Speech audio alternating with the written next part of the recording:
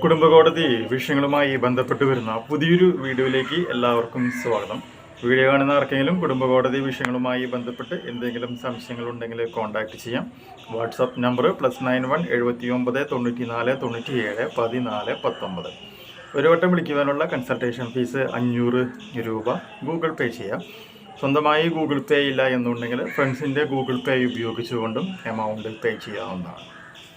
കൂടാതെ ഈ വീഡിയോയിൽ നമ്മൾ ഡിസ്കസ് ചെയ്യുന്നത് നമുക്കറിയാം, വർദ്ധിച്ച് വരുന്ന കുടുംബകോടതി വിഷയങ്ങളുമായി ബന്ധപ്പെട്ട് വരുമ്പോൾ ഏറ്റവും അധികം ഇഷ്യൂസ് വരുന്നത് സ്വർണ്ണാഭരണങ്ങളുടെ കാര്യത്തിലും അതുപോലെ തന്നെ സ്വത്തുക്കളുടെ കാര്യത്തിലുമാണ് വരുന്നത്. ഇതുമായി ബന്ധപ്പെട്ട് ഒരു കേസ് കൊടുത്തു കഴിഞ്ഞാൽ പലപ്പോഴും കേസുകൾ നീണ്ടു പോകാനുള്ള കാരണം കേസ് കൊടുത്ത ആളാണ് ആ കേസിൽ പറഞ്ഞിട്ടുള്ള കാര്യങ്ങൾക്കുള്ള തെളിവ് കോടതിയിൽ ഹാജരാക്കേണ്ടത്. അതിൽ ഇന്ത്യൻ എവിഡൻസ് ആക്ടിൽ അതിനെ ബർഡൻ ഓഫ് പ്രൂഫ് എന്നുള്ള ടേമാണ് ഉപയോഗിക്കുന്നത്. പലപ്പോഴും കല്യാണം കഴിഞ്ഞ് വർഷങ്ങൾക്ക് ശേഷമാണ് ഇതുപോലെ ഒരു കേസ് കുടുംബ കോടതിയിൽ വരുമ്പോൾ വ്യക്തമായ തെളിവുകൾ നമുക്ക് കോടതിയിൽ ഹാജരാക്കുവാനായിട്ട് പറ്റാത്ത സാഹചര്യം വരുന്നുണ്ട് അല്ലേ.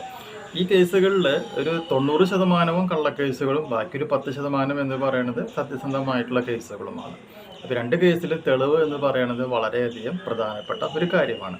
അപ്പോൾ ഈ ഒരു സിറ്റുവേഷൻ സോൾവ് ചെയ്യുവാനായിട്ട് 1961 നിലവിൽ വന്നിട്ടുള്ള ഡൗറി പ്രൊഹിബിഷൻ ആക്ടിലെ സെക്ഷൻ 2 എന്ന് പറയുന്ന ഒരു സംഭവമാണ്. അതിലെന്താ പറയുന്നത് വെച്ചിട്ടുണ്ടെങ്കിൽ, നിങ്ങൾ കല്യാണം കഴിക്കുന്ന സമയത്ത് തന്നെ ഭാര്യയ്ക്ക് കിട്ടിയിട്ടുള്ള സ്വത്തുക്കൾ മീൻസ് ഗിഫ്റ്റ് എന്നുള്ള വാക്കാണ് അവിടെ ഉപയോഗിക്കുന്നത്. ഭാര്യയ്ക്ക് കിട്ടിയിട്ടുള്ള ഗിഫ്റ്റ്, അതിൽ എല്ലാ ഗിഫ്റ്റുകളും നമ്മൾ എന്ത് ചെയ്യണം, സോർട്ട് ഔട്ട് ചെയ്യണം. അതായത് അച്ഛൻ എത്ര സ്വർണം കൊടുത്തു, അമ്മ എത്ര തന്നു, അനിയത്തി എത്ര തന്നു, നിങ്ങൾക്ക് കിട്ടിയിട്ടുള്ള എല്ലാ സ്വർണത്തിൻ്റെയും ഡീറ്റെയിൽസ് എഴുതണം. അതുപോലെ തന്നെ ഭർത്താവിന് ഇതുപോലെ കല്യാണ സമയത്ത് കിട്ടിയിട്ടുള്ള എല്ലാ സ്വത്തുക്കളുടെയും ഡീറ്റെയിൽ, ആര് തന്നു, എപ്പോൾ തന്നു, എത്ര ഗ്രാമാണ്, അതിന് എത്ര പവനാണ് എന്നുള്ളത് വ്യക്തമായി നമ്മൾ രേഖപ്പെടുത്തണം. അങ്ങനെ രേഖപ്പെടുത്തി വെച്ചിട്ടുള്ള ആ ഒരു റെക്കോർഡ് എന്ന് പറയുന്നത് കോടതിയിൽ ഒരു തെളിവായിട്ട് സ്വീകരിക്കും എന്നുള്ളൊരു കാര്യം പ്രത്യേകം മനസ്സിലാക്കുക. അതുകൊണ്ടുള്ള പ്രശ്നം എന്താണെന്ന് വെച്ച് കഴിഞ്ഞിട്ടുണ്ടെങ്കിൽ, കള്ളക്കേസാണെന്നുണ്ടെങ്കിൽ ഈ ഒരു സർട്ടിഫിക്കറ്റ് കോടതിയിൽ ഹാജരാക്കി കഴിഞ്ഞിട്ടുണ്ടെങ്കിൽ ഈസി ആയിട്ട് നമുക്ക് എന്ത് ചെയ്യാൻ പറ്റും, കേസ് ജയിച്ച് പുറത്ത് ഇറങ്ങുവാനായിട്ട് സാധിക്കും.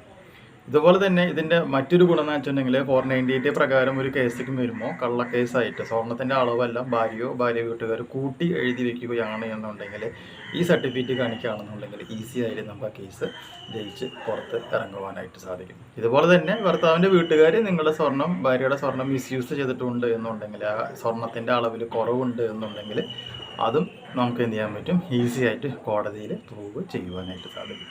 അപ്പോൾ ഇത് എവിടെ അറ്റസ്റ്റ് ചെയ്യണം, എങ്ങനെയാണ് അറ്റസ്റ്റ് ചെയ്യിപ്പിക്കേണ്ടത് എന്നുള്ള കാര്യങ്ങളെ കുറിച്ചിട്ടെല്ലാം ഡീറ്റെയിൽസ് ആയിട്ട് നമുക്ക് അടുത്ത ഒരു വീഡിയോയിൽ നമുക്ക് ഡിസ്കസ് ചെയ്യാം. ഈ ഒരു ഇൻഫോർമേഷൻ നിങ്ങൾക്ക് യൂസ്ഫുൾ ആയിട്ടുണ്ടെങ്കിൽ തീർച്ചയായും നമ്മുടെ ചാനലൊന്ന് സബ്സ്ക്രൈബ് ചെയ്യുക.